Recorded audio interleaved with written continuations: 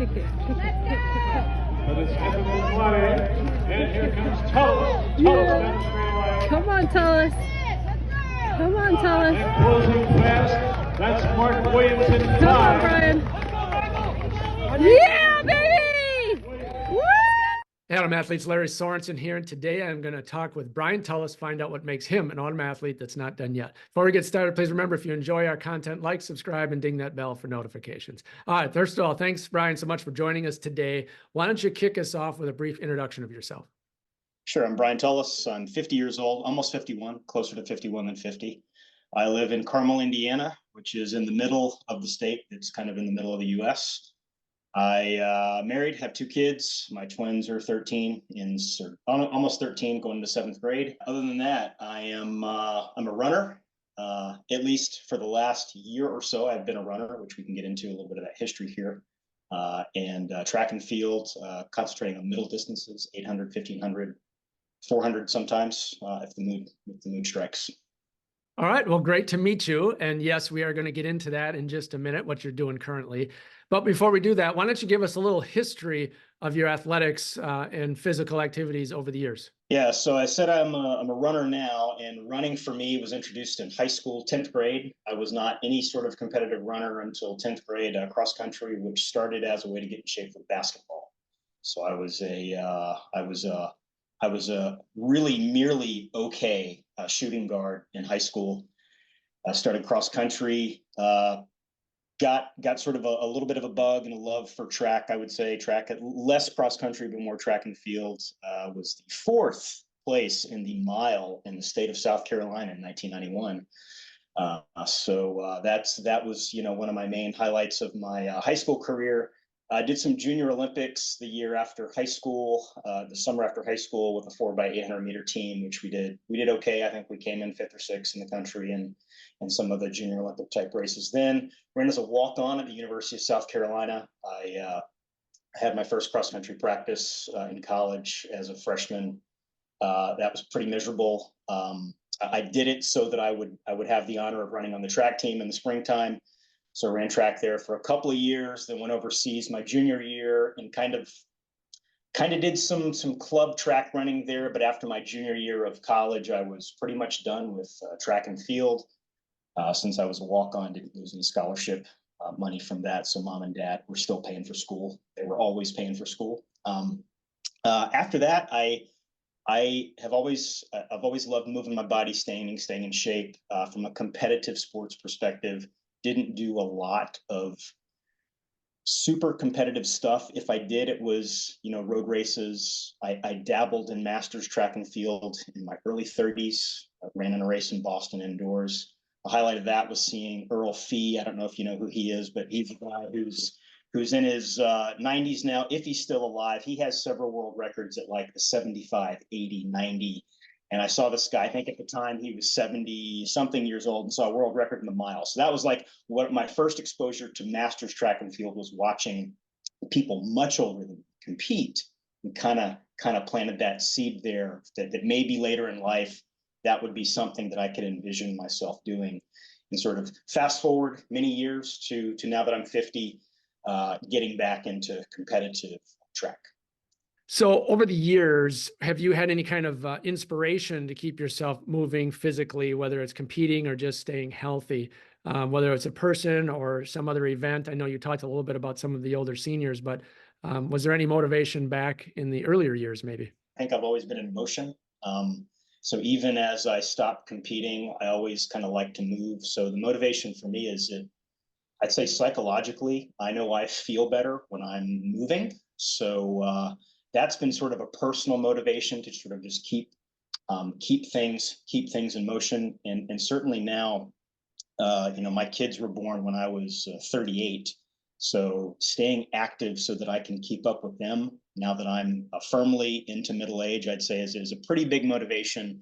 And I have this running joke with my son, Thomas, that he cannot call me an old man until he can beat me in the 400 meters, which he still can't do. Have you had any kind of setbacks along the way that disrupted your athletics? If I think all the way back to college and the things that would bother me there, you kind of a nagging. Many runners have their knee or their whatever that always kind of flares up, and for me, it's an Achilles problem. So that that limited, running and kind of high mileage type of running. The Achilles would always flare up. Various, I would say, stupid injuries that occurred over time that I don't know about everybody else, but things that you hurt, like a knee that was messed up in basketball at some pickup game, and an ankle that you turned playing pickup soccer, some of those things never quite 100% go away. You might be 95 or 99% you think that you can tell that you hurt that thing. In 2022, actually, I broke my foot, which was really before my competitive running started in 2023.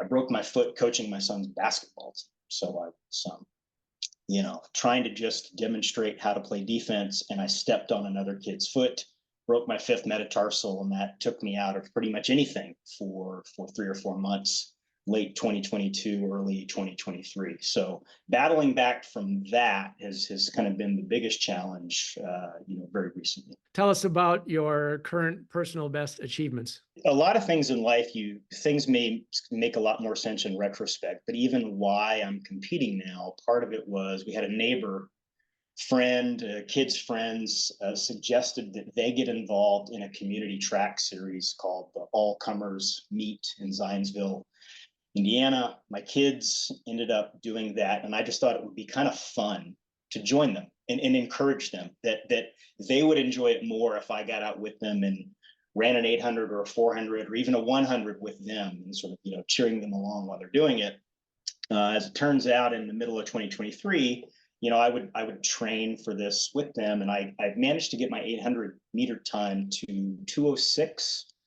Which I thought was pretty good. I had no idea how that would even stack up to anyone. I didn't know of websites like Masters Rankings and these things that exist out there now that I know of, that we all check obsessively to see where we stand in relation to everyone else. But just having someone suggest that, and that kind of was a spark to say, well, I did okay. I wasn't even wearing spikes when I ran a 2:06, and thought, well, I'll see where this goes. I wasn't even contemplating getting back into serious running, but I would say it was middle of 2023 that sort of went well, and I started looking up opportunities to compete track indoors, track outdoors, and thinking about some of the regional meets or things like that. And at the time, I didn't really envision being where I am now. So I have a world record in the 800 meters for men 50 to 54 years old.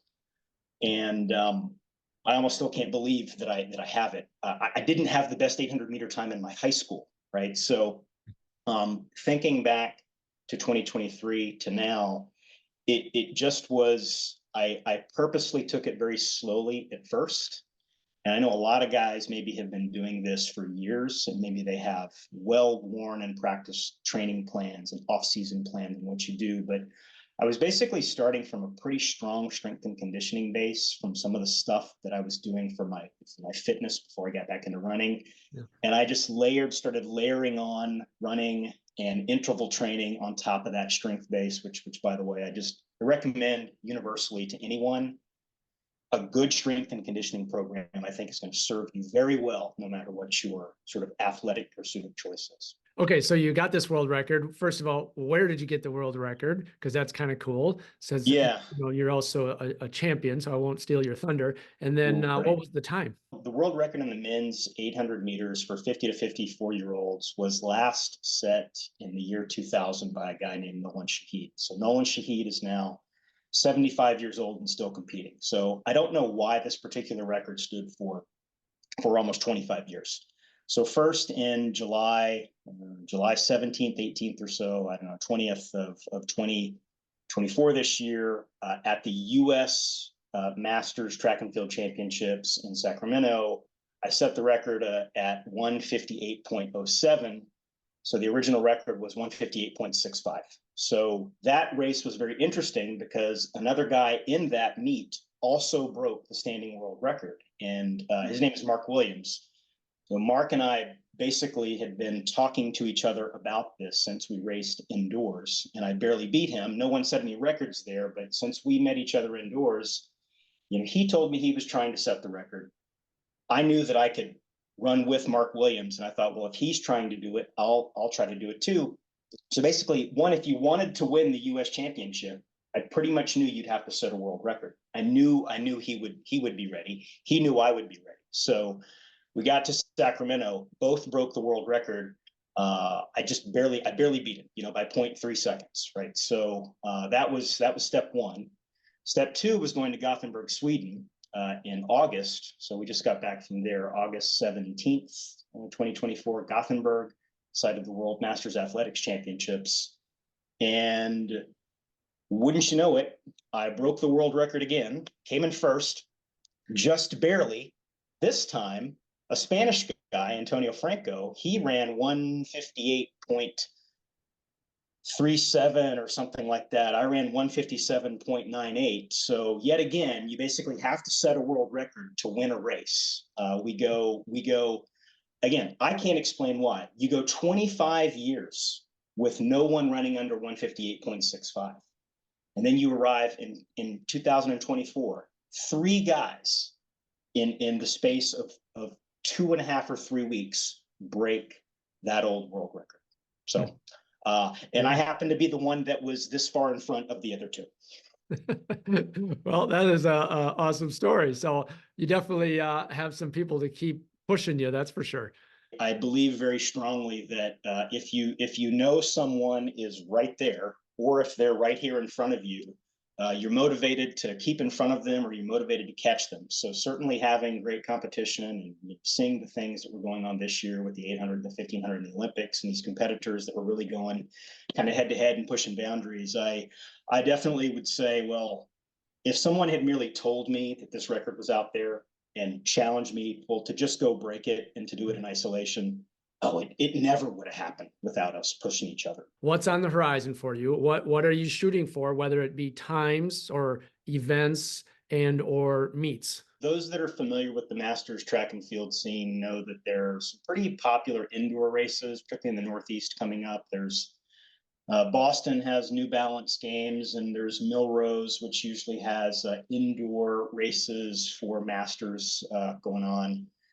The U.S. Indoor Championships are going to be in February, and then the World Championships will be in March in Gainesville, Florida next year. So those are some of the events coming up on the indoor circuit, and why not try to set the indoor world record?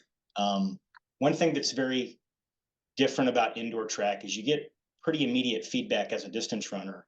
Every 200 meters how you're doing, so you get these splits. And who knows? Maybe it's possible. I'd say at this point, I'm less concerned about world records. I know based on the people that are going to show up, that it's going to be a good race. So that's pretty exciting to show up and know that there's going to be other guys there that will push things. And I kind of want to see where I can go with the 1500 this year. My 800 time was great. I somehow never got my 1500 below 416 or so.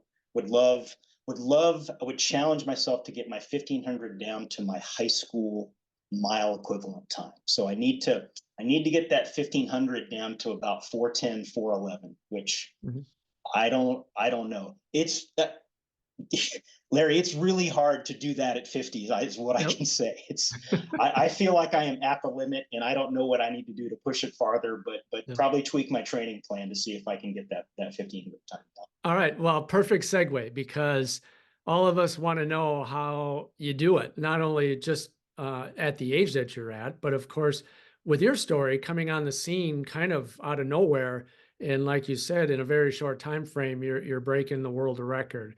We want to know how you do it so we can steal some of your ideas, and the rest of us can get a little better. So give us an insight to, I know you touched on weightlifting, but I'd like to hear a little bit more detail. Give us an insight on, maybe a typical week of training, maybe in your off season versus in season, and then, the types of weightlifting or cross training that you do. Just kind of fill us in on the whole idea of how you get better. I want to point out, first of all, that if you're a marathoner or a 5K guy, what I will recommend as working for me is probably, like, everybody's going to have to modify any training recommendations to suit their goals and their distances and their events or sports or whatever they're doing. But first and foremost, for me, I I have been participating for a few years in this group called F3, stands for Fitness, Fellowship, and Faith. It's basically a bunch of guys that get together in parking lots in the morning and work out. They're free workouts. We do service projects and other things together. But what these workouts introduced me to, I was never a CrossFit guy. I don't know if you've ever tried CrossFit. I've seen the CrossFit games, very intimidating, like handstand walks and wall balls and all of that stuff. But we work out in F3 with cinder blocks. Like we say it's free, but we do kind of ask you sometimes to spend $2 on the American Standard concrete block. So those weigh about 35, 38 pounds. I was doing a lot of workouts with that. And I just kind of noticed, I'm like, okay, like looking at myself in the mirror going, I'm kind of like ripped now. Let's just say as ripped as a 153-pound guy can be. Okay. So, and I just felt so strong doing these sort of strength endurance type workouts. You know, it was almost like translating an interval running concept into the gym where we're outside, but you're doing strength movements, but you're mixing in cardio, you're doing core work, and you know, that kind of provides a base for me. So these CrossFit type workouts, I just highly recommend as a baseline thing that people can add to their program of really pushing. And it's not a lot of heavy weight. It's not max deadlifts or bench presses or all of that, but it's using fairly heavy weight and adding sort of a cardio endurance component to that. So I do those probably 2 or 3 times a week, particularly in the winter time when I'm not in a heavy training cycle. So right now, as I go from August into the winter time, I'm thinking about doing a lot of these cardio boot camp style workouts with some weight. You know, there will be sandbags and cinder blocks involved, and it's shoulder presses over your head, and it's kettlebell swings and that kind of stuff with a little bit of running and a little bit of spin biking mixed in. I will do a little bit of running in the off season, not a lot. So there will be 10 or 15 miles a week of jogging, but no track work for me. Track work won't start again probably until November or so. You know, when it's in the middle of the season, I'll do fewer of those boot camp CrossFit style workouts, and we'll actually get into more of a targeted kind of weight program. But the weight program for me isn't heavy max lifts. It's 2 or 3 sets of 10 or 12 different exercises. And what I concentrated on a lot was exercises, you know, core and lower body, Romanian deadlifts, Bulgarian split squats, hip flexors with exercise bands, Nordic curls. So things that are kind of working these sort of muscles that we don't think about our glutes and hamstrings a lot. And I learned that one of the keys to getting faster was working on the muscles that you need to activate when you want to sprint.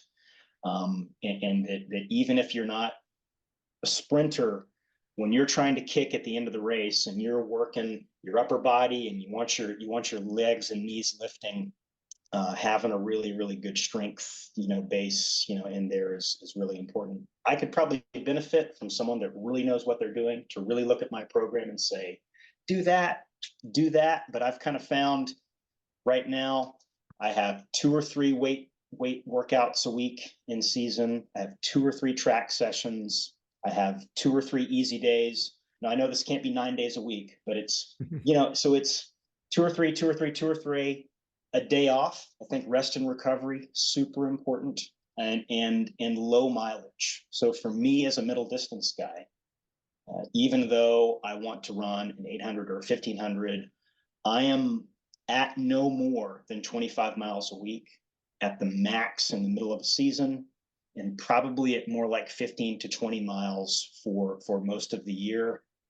And at the beginning of the season, it will be more like 10 to 15 miles a week total of running, with everything that I do during CrossFit workouts and jogging on treadmills and all of that. I feel like lower volume, higher intensity let's just say that seemed to work really well for me the last 18 months. And I'm gonna keep doing that until it doesn't work.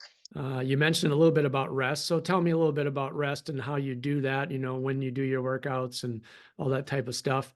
But I really want to know about your approach to diet and nutrition. Around just the sort of volume and intensity of training, I'm certainly learning when your body talks to you and tells you to slow down, listen to your body.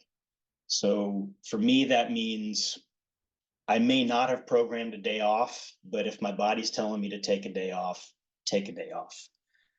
Prioritize sleep for sure.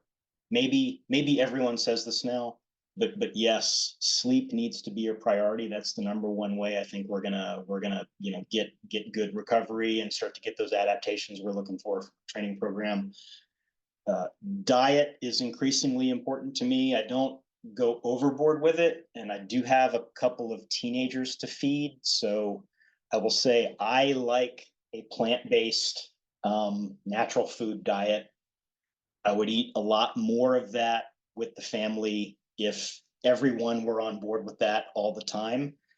But in the last 2 or 3 years, that has become more and more of a thing for me.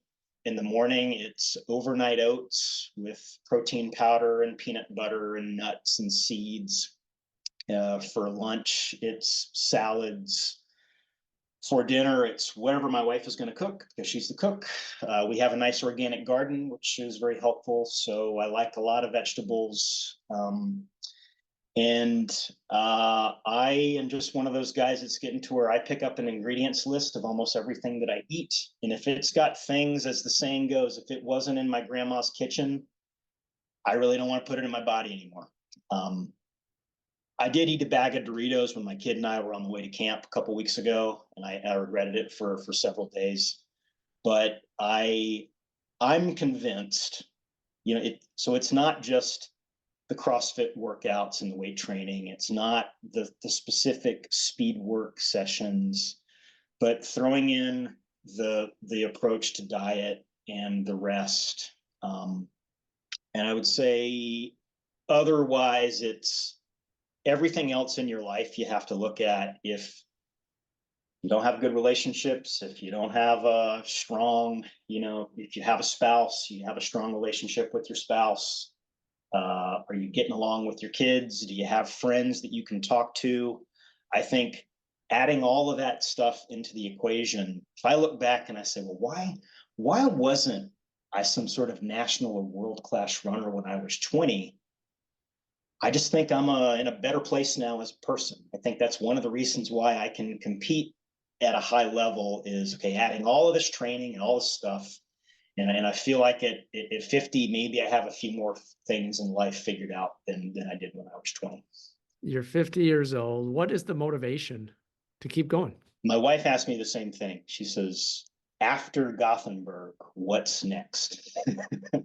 Right now, just related to competing on the Masters running circuit, just being with the other people that are doing it is a really high level of camaraderie. And for example, I got to meet Nolan Shahid, who had the record in the 800 in Gothenburg because he was competing. USA Track and Field presented me with a certificate for breaking his record. He came up, I got to take a picture with him, and I got to put my arm around him and tell him, I want to be you when I grow up. I mean, that's the coolest thing about competing in Masters athletics. I think maybe pick your sport, and there's lots of other sports where they allow people like us to get out in front of people and show what we can do, is meeting people older than you that are still just crushing it. I mean, some of these people are absolutely crushing it. And you just want to say, hey, I really admire what you're doing, and you make me want to get out of bed and kind of do the same thing. So that's a high level of motivation to keep doing this particular thing. I don't think it's world records anymore. I didn't know I was going to have a world record of any kind, but now I find I love competing. It's been really fun, and I got to meet a lot of people who that didn't win. That they just enjoyed competing and being in the atmosphere. I think just the fact that we can do this, I think we have to really appreciate. We can get out there and move our bodies and do this. That there's just a lot of intrinsic motivation from that. I kind of feel like if I can do this, I'm supposed to be doing this right now. And I need to show other people that it's possible. If you could bottle it, what would the ingredients be in your secret sauce to health and fitness? Beyond the things I've talked about with strength and conditioning, if you want to get fast, tell you to do one thing. And I read it in a book to have my own beliefs sort of backed up, but Peter Hoffman's book about 800-meter running says, run sessions where you are running as fast as you can. Sounds kind of counterintuitive, but most people after a certain age never run as fast as they can. They just don't. They think they're going to hurt themselves. It's for kids. So it means if you are an 800 or a 1500 meter runner, it means going out and doing sessions where you are basically trying to set a PR in the 100 meters or 200 meters. And you will run that fast, and then you will rest like 10 minutes, and then you'll do it again. And you may end up running only 800, 900, 1,000 meters total for your session, which will kill many distance runners or many middle distance runners because they're supposed to be running 400-meter repeats for 30 minutes. No, like run 800 meters, do it over 30 minutes in 100 or 200-meter chunks as fast as you can. Well, Brian, I want to thank you so much for joining us today and letting us know what makes you an autumn athlete that's not done yet.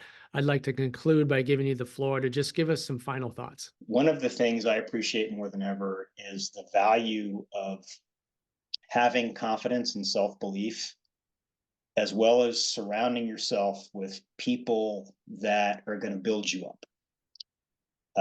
No one told me I couldn't or shouldn't do this. My family encouraged me. The other competitors encouraged me. When I ran in the national championships indoors, and I met another competitor named Mark Williams, and he and I shared training tips with each other, which I think some of the other athletes I've heard from found a little bit odd that the top two competitors in the event would basically collaborate. And he would post his workouts on Facebook, and I would kind of send him a message sometimes and ask him why he did certain things, why certain things were part of his training program or whatever. So we encouraged each other, and I've coming back from an experience of having some success and having him say, I believe in you, and I say I believe in him. And I'm not a teacher, but there's these studies that say if a teacher comes and tells a kid you're gifted, that kid's going to do better. If we can encourage people, I think we are all capable of much more than we realize we are capable of. And encouraging each other and having that confidence and self-belief and bringing that to whatever it is, and realize you're not going to get better overnight.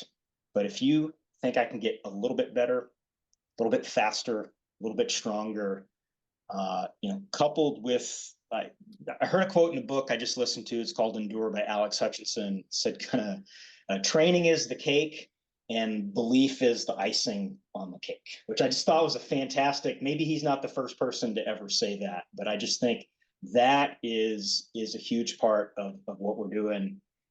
Masters athletes, you can still do this. You can still do this. So go do it.